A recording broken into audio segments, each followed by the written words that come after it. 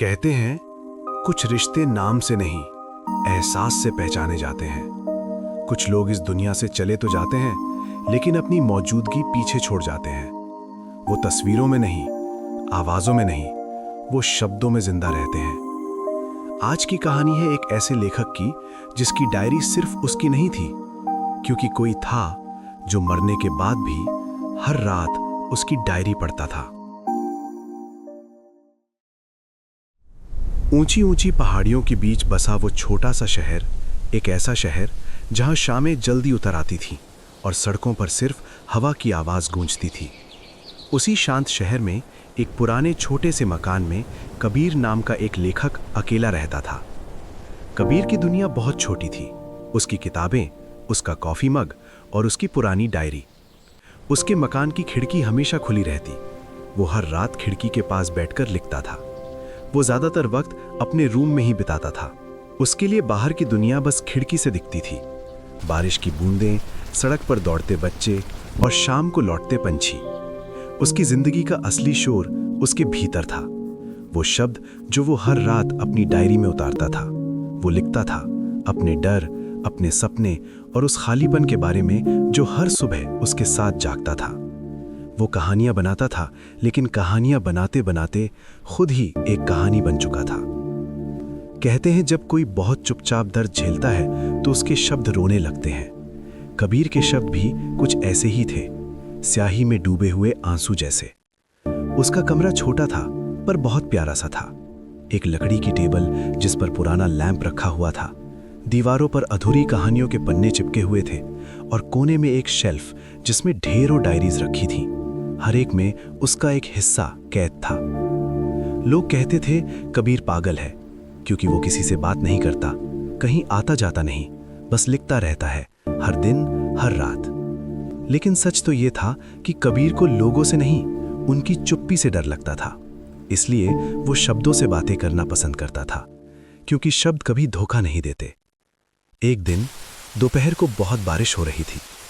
आसमान जैसे किसी पुराने दर्द को धो रहा था। कबीर खिड़की के पास बैठा था, कॉफी मग हाथ में लिए और अपनी डायरी में कुछ लिख रहा था। तभी दरवाजे पर दस्तक हुई। वो धीरे से उठा और देखा सामने एक लड़की खड़ी थी, भीगी हुई, आंखों में अजीब सी चमक के साथ। हाय, मैं आपकी पड़ोसी हूँ। बारिश अचानक शुरू हो गई तो सोचा कुछ देर यहीं रुक जाऊं। हाँ, अंदर आ जाओ।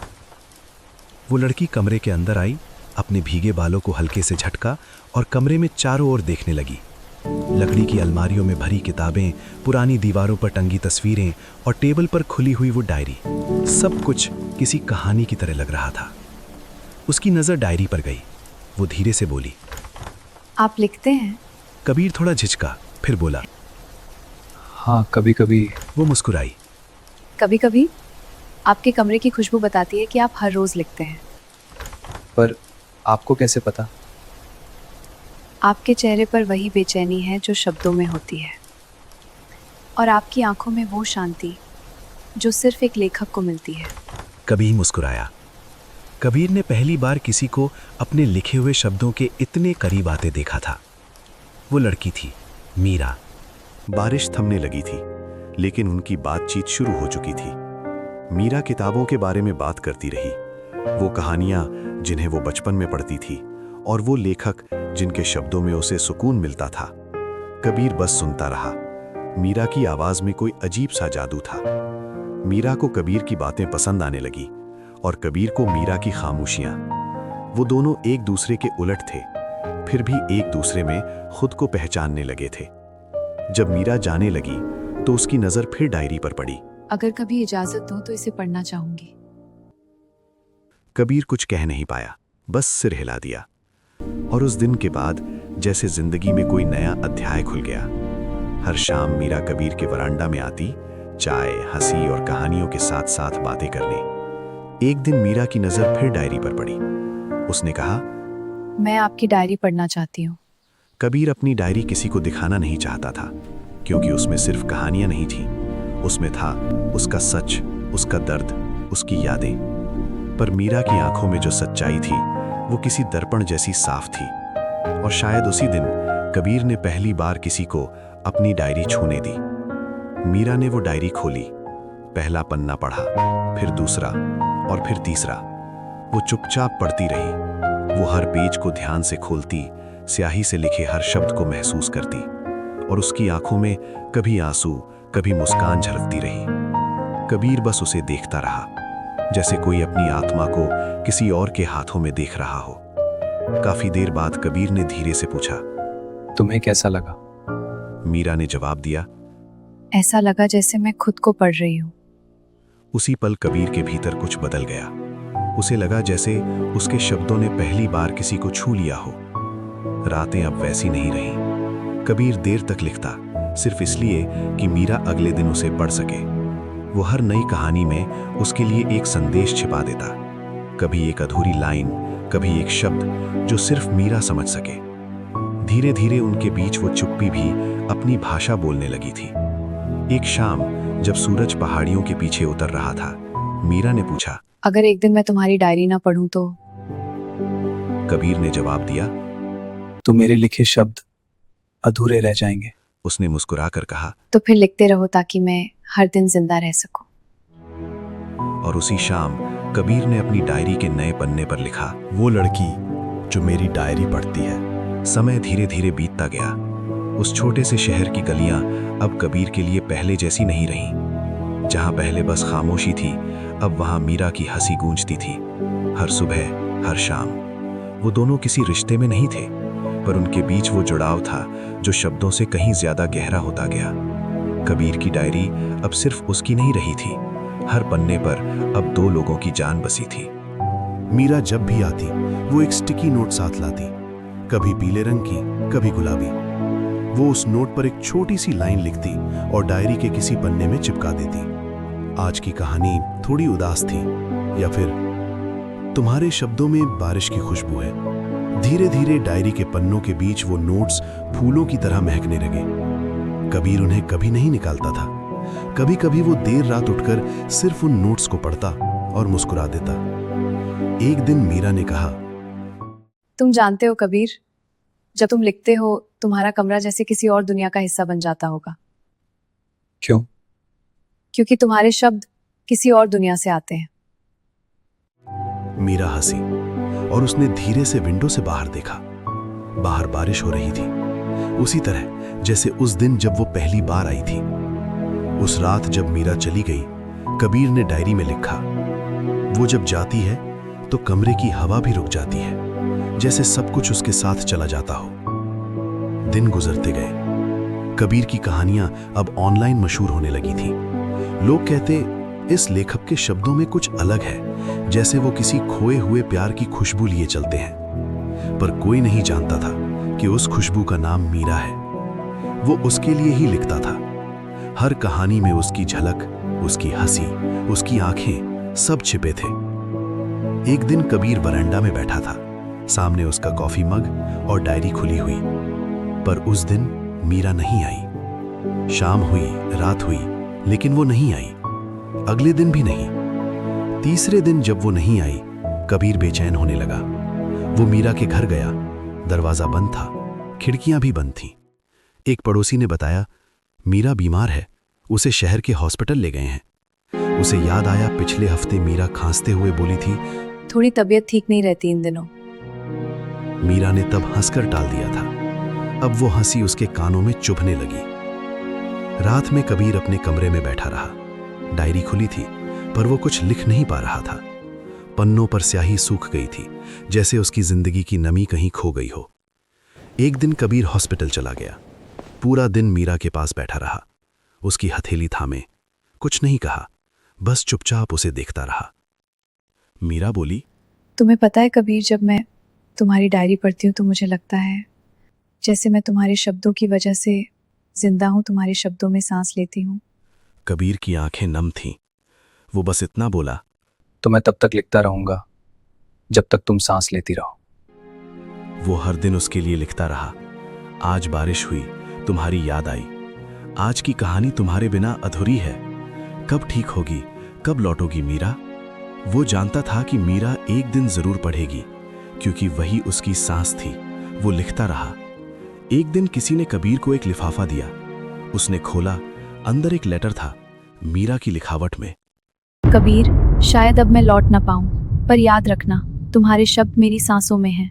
जब तुम लिखते हो मैं जिंदा हो जाती हूँ। अगर एक दिन मैं चली भी जाऊं, तुम्हारी डायरी के हर पन्ने में मैं रहूंगी। उसके नीचे एक छोटी सी लाइन थी। तुम मुझसे ज्यादा किसी को मत लिखना। कबीर ने वो लेटर अपनी डायरी के बीच रखा और उस रात पहली बार उसने बेचैनी महसूस की। उसकी आंखों से शब्द नहीं, आंसू गिरे। लेकिन एक रात जब शहर पर बारिश गिर नहीं रही थी बल्कि टूट रही थी, उस रात कबीर बहुत देर तक अपने रूम में बैठा रहा। टेबल पर कॉफी मग ठंडा हो चुका था, डायरी खुली थी लेकिन कलम रुकी हुई थी। दिल अजीब सा भारी लग रहा था, जैसे कोई अनकही बात सीने के अंदर सांस रोक कर बैठी हो। फिर अचानक उसके फोन की स्क्रीन जली। हॉस्पिटल से कॉल था। एक पल के लिए कबीर ने कॉल उठाने से मना कर दिया। उसे डर लगा, लेकिन जब कबीर ने कॉल उठाया, दूसरी तरफ से आवाज आया, मीरा अब नहीं रही। उधर से आने वाले शब्द इतने साधारण थे कि उन्हें सुनते ही उसके कान जैसे सुन्न पड़ गए। एक पल के लिए कबीर को समझ ही नहीं आया कि उसने जो सुना है वो कोई सूचना है या उसकी जिंदगी का अंत। कबीर की पूरी दुनिया एक झटके में खामोश हो गई। वो धीरे धीरे जमीन पर बैठ गया, जैसे शरीर ने खड़े रहने से इनकार कर दिया हो। कबीर को कुछ समझ नहीं आया। फोन हाथ से फिसल गया। उसकी आंखें खुली थीं, पर वो कुछ देख नहीं रहा था। तुम चली गई मीरा, बिना अलविदा कहे, बिना आखिरी शब्द के। कबीर की आवाज कांप रही थी, पर आंखें सूखी थी। पूरी रात वो बस बैठा रहा, खिड़की के पास, बारिश को देखते हुए। हर बूंद में मीरा थी, हर आवाज में उसका नाम था। वो चली गई थी, हमेशा के लिए, लेकिन उसके शब्द कबीर के रूम में, उसकी डायरी के पन्नों में हमेशा के लिए रह गए थे। और शायद यही सबसे ज्यादा दर्दनाक था। सामने डायरी और दिमाग में वही आखिरी लाइन, जब तुम लिखते हो मैं जिंदा हो जाती हूं। उसने डायरी को छुआ, जैसे किसी के चेहरे को आखिरी बार छू रहे हों। उसने वो लेटर खोला, मीरा का लिखा हुआ था, कल का। अगर एक दिन मैं चली भी जाऊं, तुम्हारी डायरी के हर पन्ने में मैं रहूंगी। उसने लेटर को अपने माथे से लगा लिया, जैसे वो कागज नहीं, मीरा का स्पर्श हो। उस रात उसने डायरी का नया पन्ना खोला। कलम हाथ में थी, पर शब्द नहीं थे। वो पूरी रात डायरी को देखता रहा। कबीर टूट गया था। वो लिख नहीं पा रहा था, बोल नहीं पा रहा था। दिन बीतते गए, उसकी दुनिया ठहर गई थी। मीरा, तुम्हारे बिना ये पन्ने खाली लगते हैं, जैसे किसी ने कहानी से उसकी आत्मा निकाल दी हो। वो कई हफ्तों तक कुछ नहीं लिख पाया। डायरी ऐसे ही पड़ी थी। एक दिन जब हवा में हल्की ठंड थी, उसने डायरी का नया पन्ना खोला और सिर्फ एक लाइन लिखी, एक अधूरा पन्ना। फिर उसने वो डायरी बंद कर दी। कई महीने बीत गए। शहर की सर्दियां लौट आई थीं, वही ठंडी हवाएं, वही धुंधली सुबहें, लेकिन कबीर अब पहले जैसा नहीं था। उसके कमरे की खिड़की बंद रहती थी, कॉफी मग अब खाली पड़ा था और वो डायरी, वो अब मीज पर यूं ही खुली पड़ी थी, जैसे किसी का इंतजार कर रही हो। मीरा के जाने के बाद कबीर ने लिखना छोड़ दिया था। हर बार जब वो कलम उठाता, शब्द नहीं निकलते। लगता था जैसे उसके भीतर की सारी आवाजें कहीं खो गई हों। वो बस रातों में जागता, डायरी को घूरता रहता, कभी उसके पुराने नोट्स पढ़ता, कभी वो लेटर जो मीरा ने आखिरी बार भेजा था। एक रात जब बाहर फिर से बारिश शुरू हुई, ठीक वैसे ही जैसे उस पहली मुलाकात की रात में, कबीर खिड़की के पास बैठा था और हवा में वही जानी पहचानी खुशबू तैर रही थी। गीली मिट्टी, बारिश और कुछ बहुत अपना सा। थोड़ी देर बाद अचानक एक हल्की आवाज सुनाई दी, जैसे किसी ने पन्ना पलटा हो। वो चौंक गया। कमरे में कोई नहीं था, दरवाज़ा बंद, विंडो भी बंद। फिर भी उसने साफ साफ देखा, डायरी का पन्ना अपने आप पलटा। वो ठिठक गया। पन्ने पर अब एक नई लाइन थी, मैं फिर से तुम्हारे शब्द पढ़ रही हूं। कबीर की सांस रुक गई। वो लाइन उसकी लिखावट नहीं थी, वो मीरा की हैंडराइटिंग थी। वो बार बार उस पन्ने को देख रहा था जहां लिखा था, मैं फिर से तुम्हारे शब्द पढ़ रही हूं। उसका दिल तेजी से धड़कने लगा। वो कांपते हाथों से पन्ने पलटने लगा, पर हर पन्ना खाली था। सिर्फ वही एक लाइन लिखी थी, मैं फिर से तुम्हारे शब्द पढ़ रही हूं। वो सारी रात जागता रहा। शायद कोई भ्रम था, शायद उसका दर्द अब उसकी कल्पना बन चुका था। लेकिन अगली सुबह जब वो उठा, डायरी फिर खुली थी। इस बार एक और लाइन लिखी थी, तुम उदास बहुत बुरे लगते हो। कबीर का दिल थम गया। वो वही लाइन थी जो मीरा अक्सर कहा करती थी। जब भी वो उदास होता, वो यही बोलती थी। अब वो सिर्फ एक याद नहीं रही थी, वो उसके शब्दों में लौट आई थी। अगले कुछ दिनों तक वही सिलसिला चलता रहा। हर रात डायरी अपने आप खुल जाती। हर सुबह उसमें कुछ नया लिखा होता। कभी एक पोएम, कभी एक जवाब, कभी सिर्फ एक शब्द, मैं हूं। कबीर ने लिखना फिर शुरू कर दिया। वो पन्ने अब दो लोगों की बातचीत बन गए, एक जिंदा और एक जो अब सिर्फ यादों में थी। वो लिखता, मीरा, अगर तुम सच में सुन रही हो तो कुछ कहो। और अगले दिन पन्ने पर जवाब मिलता, मैं हमेशा सुनती हूं। धीरे धीरे कबीर का डर मिट गया। अब वो इस रहस्य को स्वीकार कर चुका था। वो जानता था ये जो भी है वही है। वो मीरा जो उसकी हर कहानी की आत्मा थी। वो हर रात लिखता और सुबह उसके शब्दों के जवाब मिलते। उसके कमरे में अब फिर से रोशनी आने लगी थी। वो हंसता था, बात करता था जैसे वो वही मीरा हो, खिड़की के पास बैठी डायरी के पन्ने पलट रही हो। एक शाम जब बाहर धुंध बहुत गहरी थी, कबीर ने लिखा, मीरा, क्या तुम मुझे देख सकती हो? कुछ देर बाद हवा में हल्की ठंडक फैल गई। खिड़की का शीशा धुंधला हो गया और उस पर उंगलियों से किसी ने लिखा, हाँ। कबीर का दिल जोर से धड़कने लगा। वो धीरे धीरे उठा, उस विंडो के पास गया। शीशे पर वही अक्षर थे, वही हैंडराइटिंग, मीरा की। उसने कांपते हाथों से शीशे को छुआ। वो पल भर के लिए गर्म हो गया, जैसे किसी ने उसका हाथ थामा हो। वो फुसफुसाया, मीरा। हवा में उसकी खुशबू फैल गई। उस रात कबीर ने डायरी में लिखा, क्या तुम अब भी मुझसे प्यार करती हो? अगली सुबह पन्ने पर जवाब था, तुम्हारे शब्द ही मेरा प्यार है। कबीर मुस्कुराया और पहली बार इतने दिनों बाद उसकी आंखों में आंसू नहीं, चमक थी। अब वो जान गया था, मीरा कहीं गई नहीं थी।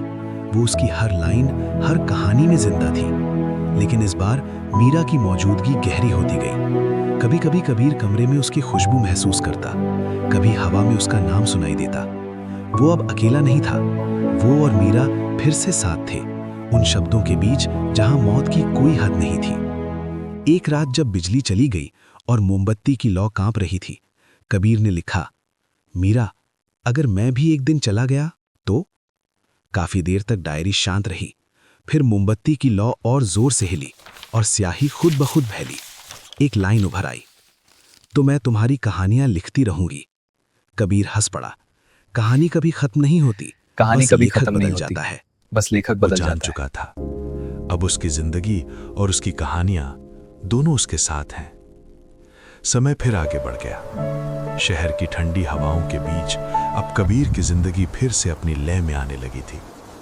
लेकिन अब उसकी मुस्कान में हमेशा एक अजीब सी शांति थी, जैसे उसे कुछ भी खोने का डर नहीं रहा हो। उसकी डायरी अब रोज खुलती थी।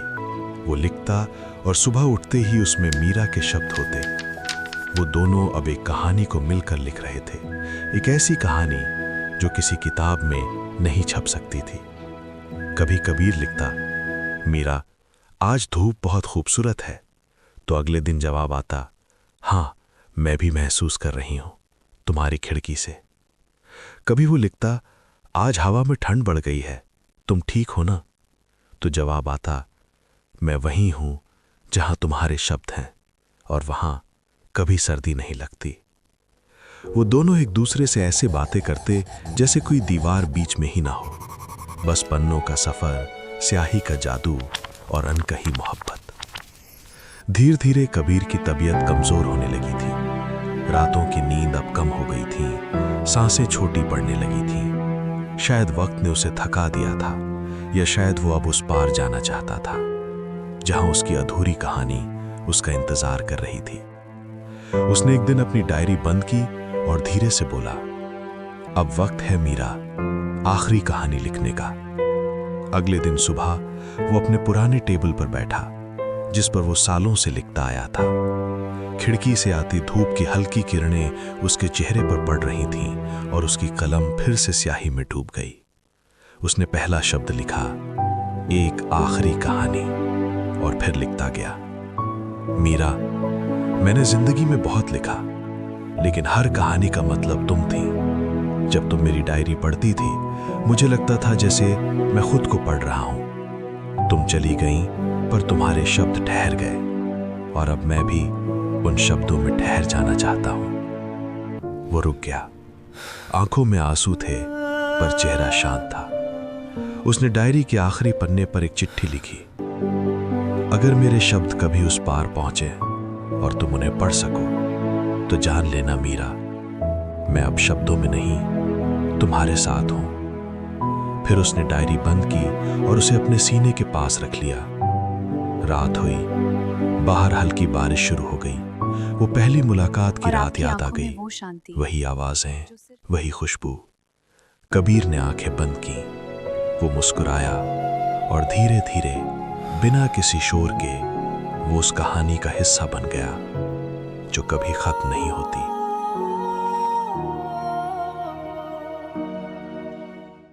अगली सुबह घर की नौकरानी कमरे में आई। उसने देखा कबीर शांत लेटा था। चेहरे पर वही मुस्कान थी और उसकी डायरी उसके सीने पर खुली हुई थी। वो दौड़ी और डायरी देखी। आखिरी पन्ने पर कुछ लिखा हुआ था, पर वो कबीर की लिखावट नहीं थी। वहां लिखा था, हाँ, मैं पढ़ सकी। स्याही अब भी गीली थी। शहर में कुछ दिन बाद एक खबर फैली, प्रसिद्ध लेखक कबीर मल्होत्रा का निधन। उनके आखिरी पन्ने में रहस्य। जब उसकी पब्लिशर ने डायरी देखी, वो चौंक गया, क्योंकि उसमें दो अलग अलग हैंडराइटिंग थी, एक कबीर की और दूसरी मीरा की, जो महीनों पहले मर चुकी थी। किसी को समझ नहीं आया ये कैसे हुआ। कुछ ने कहा ये उसकी कल्पना थी, कुछ बोले ये उसकी चाहत का असर था, पर जो लोग कबीर को जानते थे वो बस मुस्कुरा कर कहते, वो कहानी पूरी हो गई। कई साल बाद जब कबीर की किताबें फिर से छपने लगीं, लोगों ने उसकी आखिरी कहानी पढ़ी, वो लड़की जो मेरी डायरी पढ़ती है। उसकी आखिरी लाइन थी, कुछ लोग मरकर भी जिंदा रहते हैं क्योंकि उन्होंने खुद को शब्दों में लिख दिया होता है, और कुछ कहानियां कभी खत्म नहीं होती क्योंकि उन्हें कोई अब भी पढ़ रहा होता है। उस पुराने कमरे की खिड़की अब भी खुलती है जब बारिश होती है। कभी कभी हवा के साथ डायरी के पन्ने खुद ब खुद पलट जाते हैं और पन्ने पर लाइन उभर आती है, कबीर, आज की कहानी बहुत खूबसूरत थी। कुछ कहानियां वहीं खत्म हो जाती हैं जहां जिंदगी रुक जाती है, और कुछ कहानियां मौत के बाद भी चलती रहती हैं, शब्दों के सहारे।